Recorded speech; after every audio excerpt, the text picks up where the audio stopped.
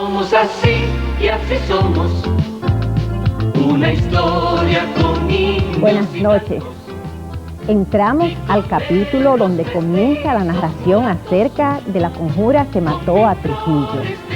Recordamos que en 1991 este capítulo lo presentamos desde la que fue la residencia de don Juan Tomás Díaz y doña Chana, en la avenida César Nicolás Penson, en número 63, en la ciudad de Santo Domingo. Y así somos. En este garaje fue localizado dentro del baúl de un carro el cadáver de Trujillo la noche del 30 de mayo de 1961. La de luces que escribió lo dominicano. Y desde aquí, desde la antigua residencia de Juan Tomás y Chana Díaz, presentamos la tercera entrega de Trujillo o Al que a hierro mata. En él como un perfil antillano.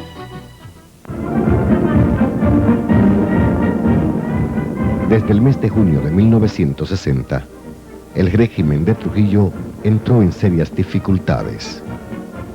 Como resultado del fallido atentado contra la vida del presidente de Venezuela, Rómulo Betancourt, los Estados Unidos, que todavía no habían resuelto la forma de cómo saldrían de Trujillo, tuvieron, bajo la renovada presión de Venezuela, Costa Rica y Puerto Rico.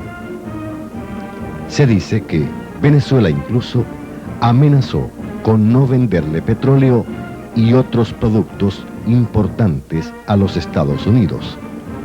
Y junto a Costa Rica y Puerto Rico empezó a hacer los aprestos para invadir a la República Dominicana.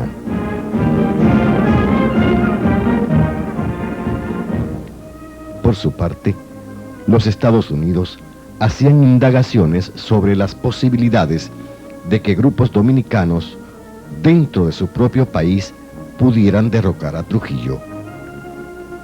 El encargado de negocios de la Embajada Americana en Ciudad Trujillo, Henry Dearborn, informó a la Agencia Central de Inteligencia, CIA, en fecha 14 de julio, que en el país no están en absoluto listos para realizar ningún tipo de actividad revolucionaria en el futuro inmediato, salvo el asesinato de su principal enemigo.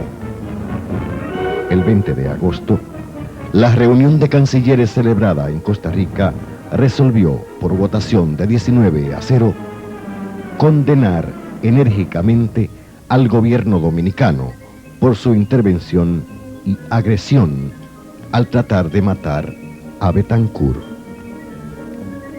Todos los estados miembros de la OEA votaron por la ruptura de relaciones diplomáticas con la República Dominicana y por poner sanciones económicas. Después de esa votación, los Estados Unidos degradaron su embajada en Ciudad Trujillo y la convirtieron en consulado general. Al encargado de negocios, Henry Dearborn, lo designaron cónsul general y entregaron una nota a nuestra Cancillería rompiendo formalmente las relaciones diplomáticas. Casi todo el personal de la embajada americana se fue y el cónsul general le tocó entonces hacer también el papel de jefe de la CIA en la República Dominicana. En ese rol ayudaba a muchos opositores al régimen de Trujillo, a quienes deseaba conocer para ver si se podía contar con ellos para ayudar a derrocar la dictadura. Distintos grupos de dominicanos le esbozaron los más variados proyectos para acabar con Trujillo. Y de esa experiencia, el cónsul general Henry Dearborn sacó unas conclusiones, las cuales escribió en una carta fechada el 27 de octubre de 1960, donde dice lo siguiente: desde el punto de vista puramente práctico, sería lo mejor para nosotros, para la OEA y para la República Dominicana, que los dominicanos le pongan fin a Trujillo antes de que él salga de la isla. Si tiene sus millones y tiene libertad de acción, le dedicará su vida desde el exilio a impedir que haya un gobierno estable en la República Dominicana, a derrocar gobiernos democráticos, a establecer dictaduras en el Caribe y a asesinar enemigos. Si yo fuera dominicano, lo que no soy, gracias a Dios, yo preferiría destruir a Trujillo por ser ese el primer paso necesario para la salvación de mi país. Y yo contemplaría eso, en efecto, como mi deber cristiano.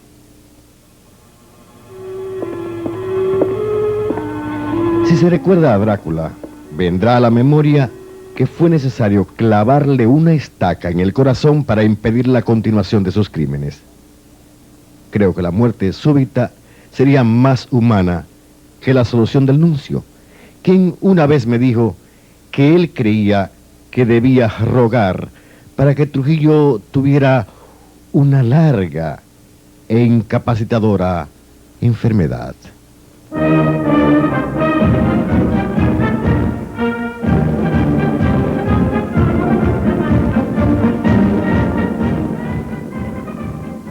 Las actividades de la CIA en el consulado americano de Ciudad Trujillo no eran ajenas a la dictadura trujillista, que desde principios del año 60 se había tornado anti-norteamericana y organizaba piquetes primero frente a la embajada y después frente al consulado que habían dejado los norteamericanos.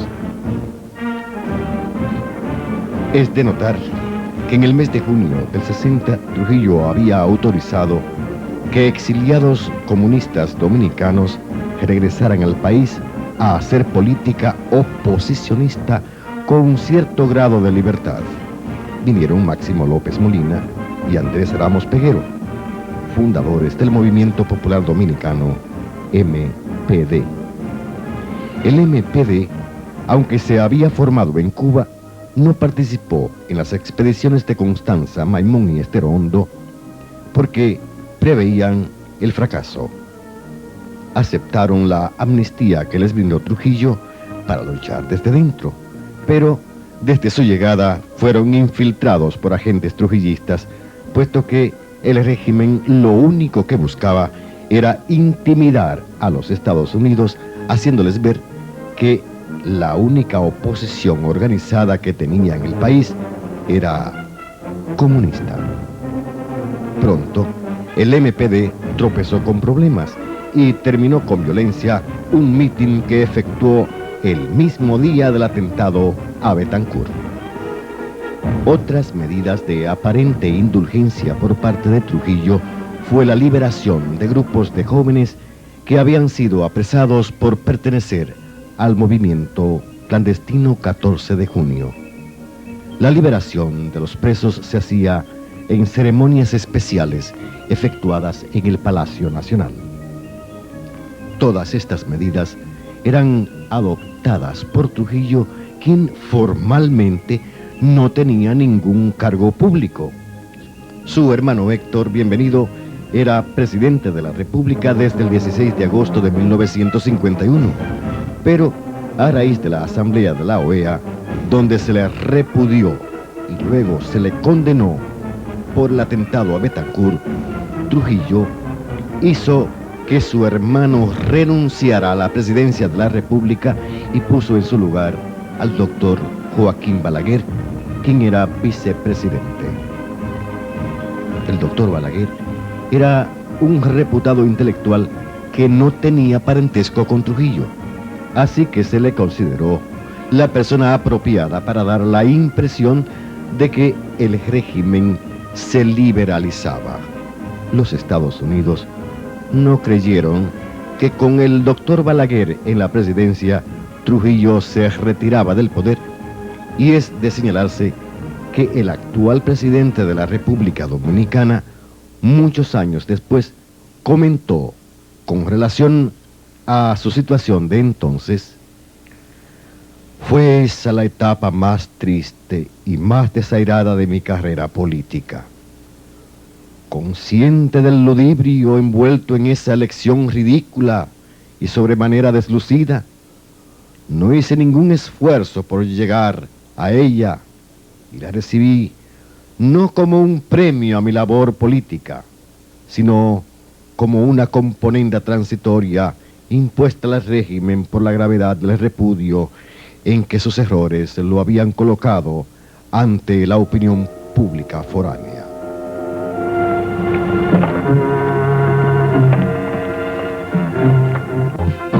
Nota al margen. Tras el distanciamiento de los Estados Unidos y el rechazo de todos los países del continente americano, el régimen de Trujillo logró un pacto de no agresión con Fidel Castro, el cual se mantuvo hasta la desaparición de la tiranía. Pero resultaron infructuosas las gestiones por alcanzar alianza con otros países del bloque comunista. Trujillo quiso conquistar a los rusos y en diciembre de 1960 el embajador Enrique de Marchena fue enviado en misión a la Unión Soviética, pero le negaron el visado y solo pudo llegar al Cairo. Johnny Aves también viajó a Checoslovaquia en busca de acuerdos comerciales, pero todo fracasó por el desinterés de los rusos. A partir de ahora comenzaremos a conocer a cada uno de los que fueron integrantes de la conjura que mató a Trujillo y sobre todo los motivos que tuvieron para involucrarse en una empresa tan arriesgada.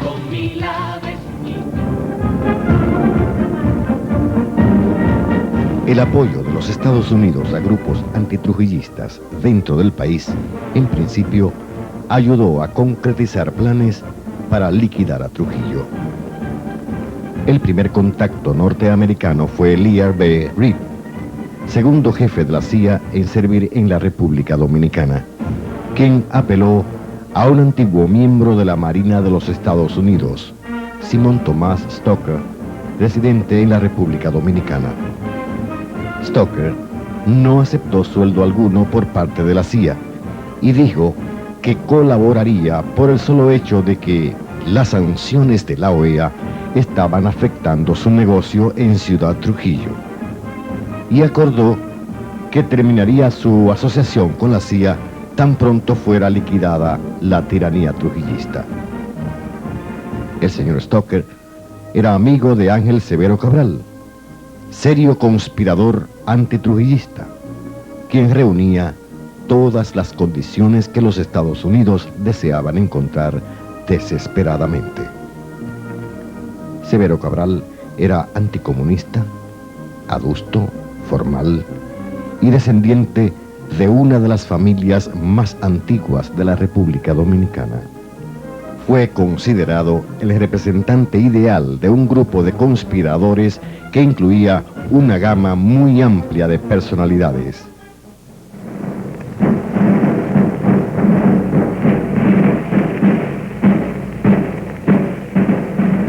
El complot del 30 de mayo se organizó en base a dos grupos.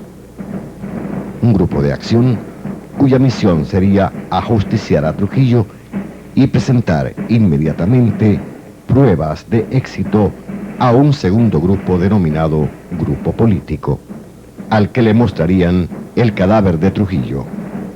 El Grupo Político, inmediatamente después de la muerte de Trujillo, daría un golpe de Estado para apoderarse de la maquinaria del gobierno y las Fuerzas Armadas.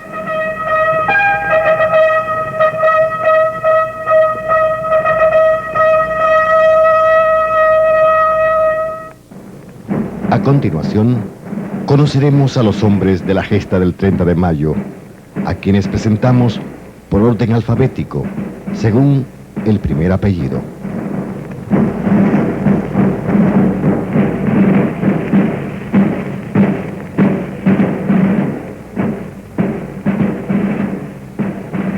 Luis Amiama Thió. Durante la tiranía de Trujillo, había sido secretario particular de Virgilio Trujillo, síndico de Ciudad Trujillo, y había declinado ser secretario de Estado de Obras Públicas. cuando estaba involucrado en la conjura, declinó ser secretario de Estado de Agricultura.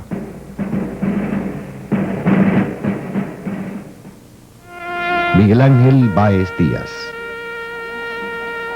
desempeñó numerosos cargos públicos en el régimen de Trujillo. Fue secretario de Interior, senador y diputado. Se desempeñaba como director de Registro Civil cuando entró en la conjura.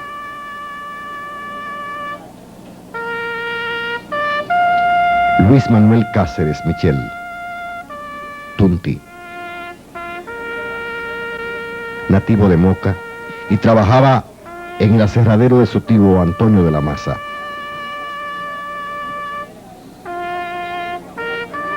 Pedro Livio Cedeño. Había sido militar y cuando ingresó en la conjura era administrador de la fábrica de baterías Hércules, empresa propiedad de Paco Martínez, hermano de María Martínez de Trujillo.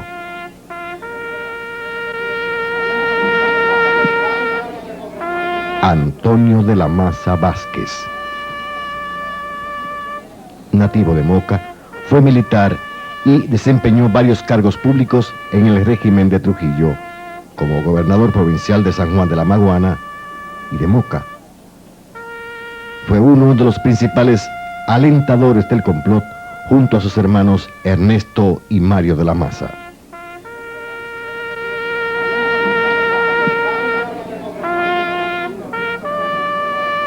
Juan Tomás Díaz Quesada, nativo de San Cristóbal, ingresó al ejército dominicano desde muy joven. Fue puesto en retiro con el rango de general en el año de 1960.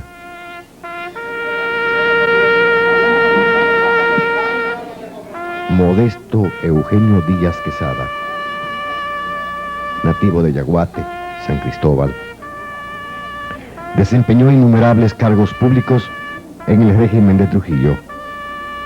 Fue diputado, secretario de Estado y presidente del Partido Dominicano, entre otros.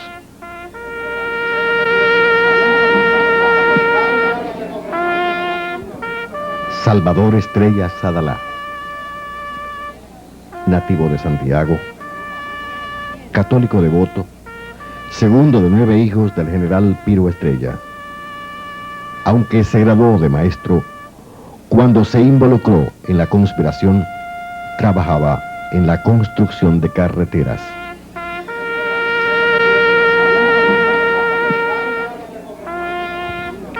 Teniente Amado García Guerrero, apuesto oficial nativo de la Romana, se involucró en la conjura cuando pertenecía a la guardia personal de Trujillo.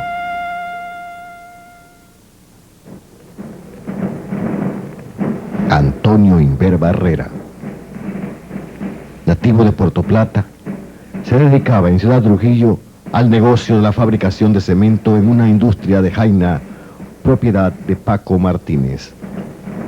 Entró en la conspiración cuando era subadministrador de la cédula personal de identidad.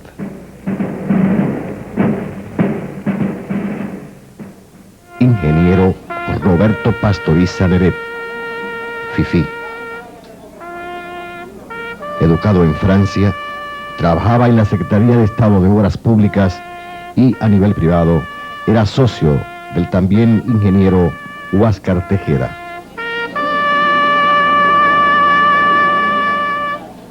Huáscar Tejeda,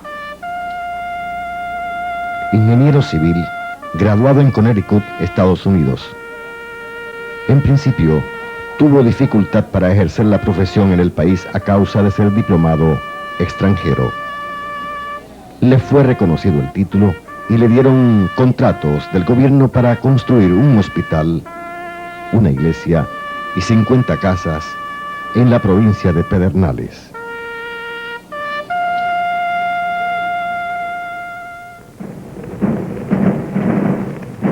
Esta producción presenta también como importantes personajes de la gesta del 30 de mayo a las siguientes personas: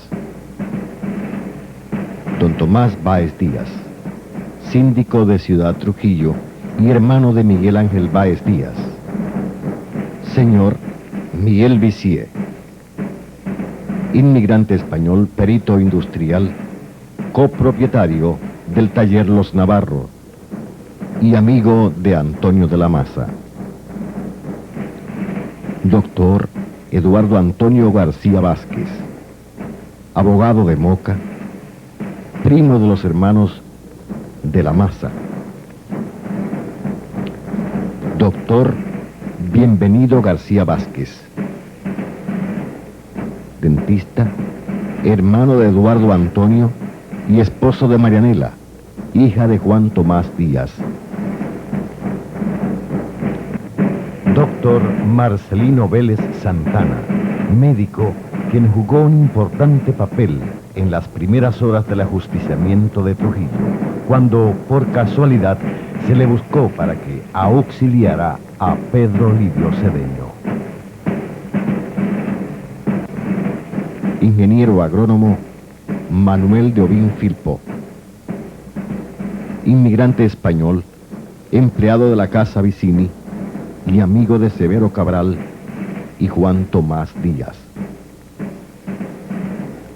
Doctor Alberto Rincón, abogado, cuñado de los hermanos de la Maza, quien residía en La Vega cuando la conjura del 30 de mayo. General José René Román Fernández, Pupo, secretario de Estado de las Fuerzas Armadas, quien estaba casado con una sobrina de Trujillo.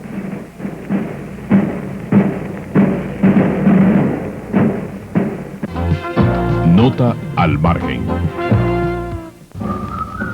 Conociendo la variedad de personajes involucrados en la conjura del 30 de mayo, tratamos de establecer aspectos comunes entre ellos, considerando que no todos se llegaron a conocer entre sí. Todos tuvieron en común el conocimiento de que para salir de Trujillo era preciso matarle, y al parecer todos también se preocupaban porque el régimen trujillista en ningún caso fuera suplantado por un gobierno revolucionario de corte comunista.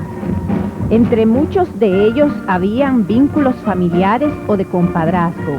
Por eso algunos autores llaman su conjura como la de los compadres. Varios eran aficionados al juego de gallos. Por ello, algunos suelen denominar su conjura como la de los galleros. Uno de los aspectos más discutidos sobre los conjurados del 30 de mayo es el motivo o los motivos que tuvo cada uno de ellos para involucrarse en una empresa tan arriesgada como era la de eliminar al todopoderoso Rafael Leónidas Trujillo. Comúnmente se suele decir que más que por patriotismo, la mayoría de ellos obró impulsado por el odio a Trujillo, quien de una u otra forma les había inferido alguna ofensa o mal. Se dice que la conjura del 30 de mayo fue una venganza personal. Aspiramos a que todo dominicano que en estos momentos esté frente al televisor ponga especial atención a lo que sigue. Conoceremos en lo adelante motivos relatados por familiares de cada uno de los conjurados. Por razones de tiempo, esta noche solo escucharemos algunos motivos que continuaremos en un próximo capítulo. Escuchemos a la señora Aida Michel, viuda de Antonio de la Maza. Antonio de la Maza, como se sabe, fue uno de los más resueltos en la conjura para ajusticiar a Trujillo. Su hermano, Tabito, piloto de la Fuerza Aérea Dominicana, había sido asesinado simplemente para montar una treta con la que Trujillo quería encubrir su responsabilidad en el asesinato de Gerald Murphy norteamericano, quien había piloteado el avión que trajo secuestrado desde Nueva York a Jesús de Galíndez. Antonio de la Maza juró en el sepelio de su hermano que su muerte no se quedaría así. Este juramento se considera como lo más definido que se conoce para el inicio de la conjura que culminó el 30 de mayo. Es de notar que tras la muerte de Tabito de la Maza, Trujillo mandó a buscar a Antonio y le ofreció una serie de contratas de obras públicas por las que les pagaba mucho dinero. No tenía 2 días muerto Tabito, cuando ya Trujillo comenzó a llamar a mi esposo. Y me acuerdo que me dijo, cuando él fue allá en uno de los viajes, me dijo que Trujillo le había dado un contrato. Y yo comencé a dar el grito, y Ernesto, su hermano que estaba ahí, me dijo, ay, de verdad que tú no lo comprendes, que él no puede hacer otra cosa, tú sabes que es la vida de todos nosotros que está en juego. Entonces yo como que me platicó un poco. A partir de las contratas otorgadas, Trujillo solía llamar frecuentemente a Antonio de la Maza. No vivía en la frontera, pero a veces, hasta 3 veces, le mandábamos a Trujillo, se iba, y estando por allá en el kilómetro tanto, lo devolvían que lo quería ver, hasta 3 veces. ¿Y en qué consistían los contratos que le dio Trujillo a su esposo Antonio de la Maza? Los contratos de Antonio yo no sé cuáles eran, porque así como le entraba el dinero, así si fuéramos ricos, poderosos, así me dicen. Cuando Trujillo llamaba a Antonio de la Maza, ¿qué era lo que le decía? Para decirle que los hermanos de él estaban conspirando contra él. Entonces decía que sus hermanos estaban tranquilos, que estaban en Moca. Volví a él, eso es lo que le decía a él. Doña Ida cuenta que como Trujillo les repetía a Antonio que sus hermanos estaban conspirando, su esposo le dijo a ella que fuera a gestionar una solicitud de pasaporte que habían hecho antes de la muerte de Tabito, para ver, a través de ese trámite, cuál era su real situación frente al régimen. Entonces, yo fui a la inmigración y pedí mi pasaporte. Pasaporte que me habían... Yo llevaba un cable y fui a buscar mi pasaporte.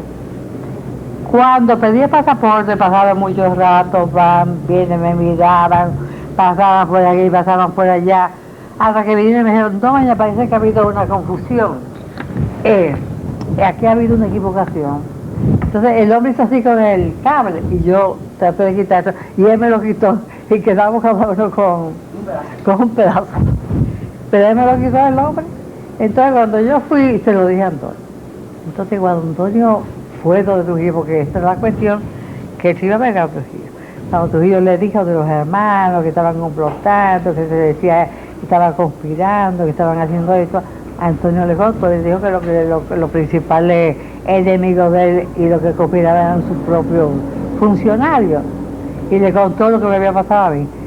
Él se puso furioso ese hombre y a Olivito lo llamaba a buscar. Y a los 5 minutos tenía yo mi pasaporte y yo tenía que coger para porque yo no quería que no a Estados Unidos. Tuve que coger para los Estados Unidos y yo sufrí muchísimo porque desde que llegué para de la Maza, inmediatamente iba a dar el viaje. Yo digo, pues no por Tabito, no, sino porque había una... Aclara que el interés del FBI por todos los de la Maza que visitaban los Estados Unidos no era precisamente por la muerte de Tabito, sino porque en su caso estuvo involucrado el piloto norteamericano Gerald Murphy. Fueron donde mí, yo dije que yo no podía hablar porque tenía mi esposo, mi familia y toda mi gente aquí. ¿Y qué él iba a decir? Eso había salido en los periódicos. Entonces me dijeron que me iban a llevar a la oficina de ellos. y que yo podía estar segura de que no se sabría eso jamás, porque iban a estar vigilando la casa. Entonces, me llevaron, yo entré, me llevaron, comenzaron a enseñarme fotografía que yo no conocía. Me dijeron que le contara cómo habían encontrado a Tabita y cómo se lo habían llevado a la esposa. Yo le conté que se lo habían tirado, con una camiseta toda rota, sin media, unos pantalones todos rotos y con ahorcado. Se lo tiraron así. Y entonces, pero a mí me dicen que, me decían ellos, pero a mí me dicen que él vio a sus hijos, pero eso no es verdad. Ni a su esposa, pero tampoco. Dice, pues aquí está escrito que mire, que sí que él vio a su esposa y a sus hijos. Yo dije que no. Entonces me dijeron que quién pensaba yo que era el que había matado a Tabita. Y yo dije que lo mismo que ellos creen, lo mismo. Yo salí de ahí temblando después cuando llegué aquí, muerte de miedo. Hasta más no poder temblar. Y le conté a Antonio todo. Conozcamos ahora cómo Antonio de la Maza, en sus planes conspirativos, llegó a contar con la colaboración del general Juan Tomás Díaz. A este respecto, nos habla el economista Eduardo García Michel, hijo del doctor Eduardo Antonio García Vázquez, abogado de Moca. Nos explica que, en primer lugar, había una relación familiar muy fuerte entre algunos de los principales conjurados o participantes en el 30 de mayo, particularmente entre la familia Díaz, Juan Tomás Díaz, y la familia de la Maza Vázquez. Había una relación familiar que unía en varias esferas a miembros de esa familia y que convertían el secreto de lo que se estaba tramando o discutiendo como inviolable. Eso quizás contribuyó al éxito de esta conjura, lo que no sucedió con otras. señala que su padre, García Vázquez, en unos apuntes que dejó escrito cuenta que Juan Tomás Díaz, que era general en La Vega de la Mas, se acercara a Antonio de la Mas y le comunicara el estado de ánimo de Juan Tomás. Escuchemos a doña Chana, la viuda de Juan Tomás Díaz, quien nos cuenta cómo empezó la relación de su esposo con la conjura que mató a Trujillo. Eso venía, no en sí la trama, sino ya el disgusto que había, la descomposición que había, más o menos en el año 59. Yo recuerdo cuando vino la invasión de Constanza Maimón Esterondo, Juan Tomás se sentía muy mal, porque en realidad ya este régimen se veía que era una cosa desastrosa. Y nunca olvido que a mi casa fue Antonio García Vázquez. Con motivo de la invasión, todo el mundo se puso a la orden, pero él como familia política al fin, fue a donde Juan Tomás. Y Juan Tomás parece que se quejó un poco con él, ya se sabía de los fusilamientos que estaban haciendo a todos esos muchachos.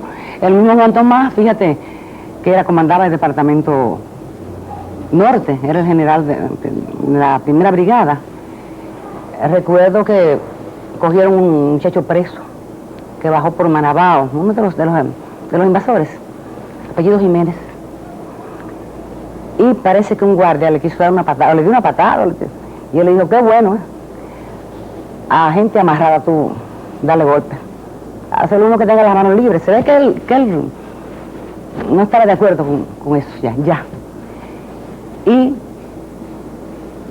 luego de que Juan Tomás hablara con Antonio García Vázquez, regresó como al mes con Antonio de la Maza, donde Juan Tomás.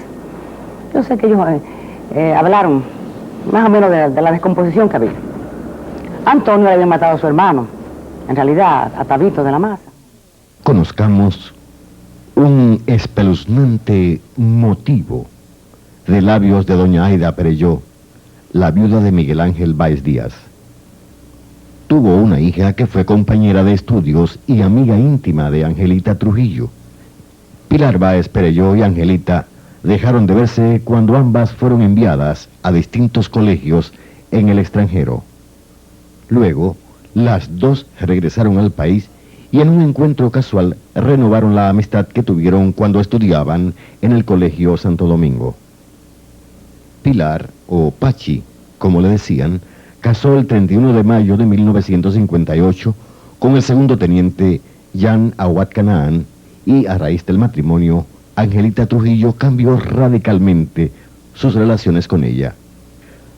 A los 3 meses del casamiento de Pilar, su marido, Jan, fue trasladado a Jimaní, y a los 7 meses de servicio en esa remota comunidad, han decidido llamarlo a él para algo que considerábamos que iba a ser muy bueno, que era un traslado ya para quedarse aquí y que terminara ese Vía Crucis de vivir en la frontera haitiana. Entonces fue todo lo contrario, fue para amonestarlo, que se habían enterado que él y su esposa estaban allá haciendo comentarios acerca de Angelita Trujillo, que le iban a dar una nueva oportunidad, lo iban a enviar a restauración, a prestar servicio, en la misma frontera haitiana, norte, cerca de Dajabón. Entonces, ellos se van. Él se lo cuenta a Miguel, a mi esposo, y luego que ellos se van, mi esposo me lo deja saber a mí. Yo considero que los muchachos deben estar advertidos de que si realmente han dicho algo, no pueden volverlo a decir, porque mira lo que le puede costar.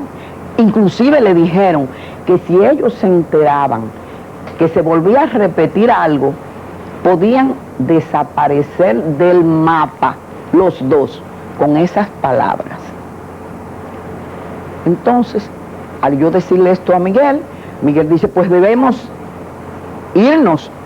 Y nosotros hemos llegado 1 hora después que ellos, porque nos hemos ido para llamarle la atención, para preguntarle qué ustedes han dicho, qué han hecho, tengan cuidado con lo que hablan, porque esto puede salir muy caro.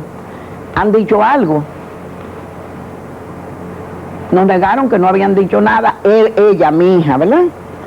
Pero nosotros sospechábamos, porque se hablaba mucho de ella, de esa señora que acabé de nombrar, como enamorada de él, y que tal vez de ahí venía que él fuera trasladado allí. Ya yo me imaginaba que podría ser.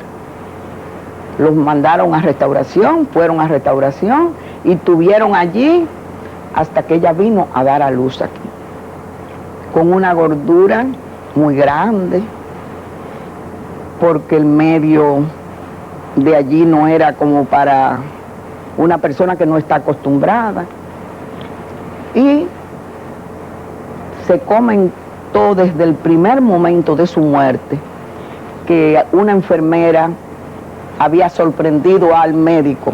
Fue en una clínica de toda nuestra confianza, el doctor también de nuestra confianza, pero él quedó abatido con esto de un modo terrible, porque realmente él no se explica cómo una muchacha de 20 años puede morir de una cesárea. Sí, Pilar Báez Perelló murió sorpresivamente a los 20 años de edad, y las circunstancias de su muerte no han sido aclaradas todavía. Dejó una niña huérfana a la que Angelita Trujillo le quiso enviar una enfermera. Y Miguel no quiso. Y tuvimos la niña en nuestra casa sin dejarla ni siquiera salir en el cochecito a dar un paseíto, porque teníamos temores. Sufrimos lo indecible. Luego hay una foto que yo te di, donde hay una dedicatoria de su padre en junio para la niña. Y me la ha entregado y me ha dicho, yo quiero que usted le entregue esta foto a mi hija, porque yo creo que ella no me va a conocer Lo que él sospechaba, yo no me lo imagino. Pero creo que no fue nada muy agradable. Y el 30 de noviembre lo mandan a una diligencia a San Juan de la Maguana y no regresa, sino su cadáver. Esa es la historia de Pilar y Jan. El teniente Jan Awad Canaán murió en un supuesto accidente de carretera 5 días después del también accidente, entre comillas, de las 3 hermanas Mirabal. Sobre lo ocurrido con Jan Awad Canaán, el señor Tomás Báez Díaz, hermano de Miguel Ángel Báez Díaz, recuerda. Cuando sucedía los traslados, era un comentario casi general en el país, no solamente en la capital, que Jan Awad Canaán tenía relaciones amorosas con Angelita. El día 25 de noviembre de 60, él fue a mi casa, lo recuerdo porque es el día de mi cumpleaños. Y ese día salió en la prensa una fotografía donde aparecía él con ella, como si él estuviera abrazándola a ella. Y yo le dije, mira, métete en una embajada o vete por la frontera con Haití, porque a ti te van a matar. Y él me dijo, ¿y qué va a suceder con don Miguel y con usted? No, sálvate tú. Y 5 días después murió, lo mataron en la carretera de San Juan a Santo Domingo. El día que lo mataron a él, mi hermano Miguel Ángel se entrevistó con Homero Hernández Almanza una madrugada en Nueva York, que lo llevó Pablo Espaillat. Y en esa reunión con Homero Hernández Almanza se enteró Miguel Ángel que habían matado a Yaca Huancara. Y le produjo un tremendo choque. Él sabía, él esperaba, él suponía que lo iban a matar. Oigamos otros motivos. La viuda de Pedro Livio Cedeño, señora Olga Despradel, nos cuenta lo que ella entiende que llevó a su esposo a involucrarse en la conjura para ajusticiar a Trujillo. Que lo que más daño le hizo en su ánimo fue el oír esas estaciones de Cuba que decían que los dominicanos estaban aquí escondidos detrás de la falda de las mujeres. Y llegó un momento en que aparentemente fue así, porque en esa época fue que mataron a las hermanas Mirabal. Y fue la primera vez, y casi la única, que yo vi a Pedro Livio llorando. La noche que se supo la muerte de esas 3 damas tan distinguidas y tan queridas por toda la sociedad dominicana. La viuda de Pedro Livio Cedeño dice que luego de muerto Trujillo y su marido preso, ella le preguntó: ¿Por qué tú, si vivíamos tan bien, estábamos los dos trabajando, teníamos nuestra casa, teníamos nuestros hijos? Bueno, pues yo hice eso para que mis hijos vivieran en un país libre. Nota al margen. En las conjuras que ultimaron a Trujillo y a Ulises Ceró Lilis se dieron varias coincidencias. Ambos fueron tiranos con mucha similitud en la forma de gobernar, aunque en el tiempo estuvieron separados por 30 años. Lilis gobernó de 1887 a 1899, con una dictadura caracterizada por la sagacidad política, continuismo, pacificación del país, desarrollo de grandes obras públicas y despotismo caudillista. Murió asesinado en Moca el 26 de julio de 1889 como resultado de una conspiración encabezada por Ramón Cáceres, Horacio Vázquez y Jacobo Lara. En el complot participaron también Blas y Vicente de la Maza. En la conjura que mató a Trujillo estuvo Tunti Cáceres, nieto de Mon Cáceres y sobrino de Horacio Vázquez. Los hermanos de la Maza, por su parte, eran nietos e hijos de Blas y Vicente de la Maza. La ciudad de Moca también tuvo un importante papel en el ajusticiamiento de Trujillo, debido a que si al tirano no lo hubieran ultimado el 30 de mayo, a la semana siguiente los conjurados lo esperarían allá, donde tenía programada una visita. En Moca, el señor Poncio Salcedo construyó la baranda del palco que ocuparía Trujillo más baja de lo normal para facilitar el ataque a tiros. La semana que viene continuaremos con los motivos para ajusticiar a Trujillo. Nos vemos. Los mestizos mulatos